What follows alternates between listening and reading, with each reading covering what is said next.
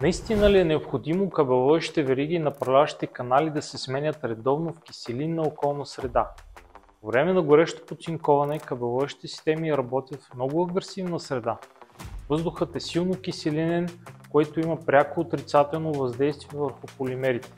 Кабеловъдещите вериги абсорбират киселината и губят стабилността си.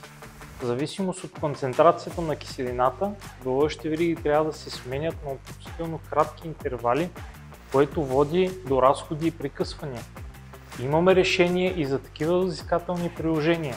Това е нашият специален материал EG+, за кабеловъдещи вериги и направляващи канали. Този пример на един от нашите клиенти, кабеловъдещата верига и направляващият канал работят безпроблемно в тези агресивни среди от 2018 година, благодарение на нашите специални материали.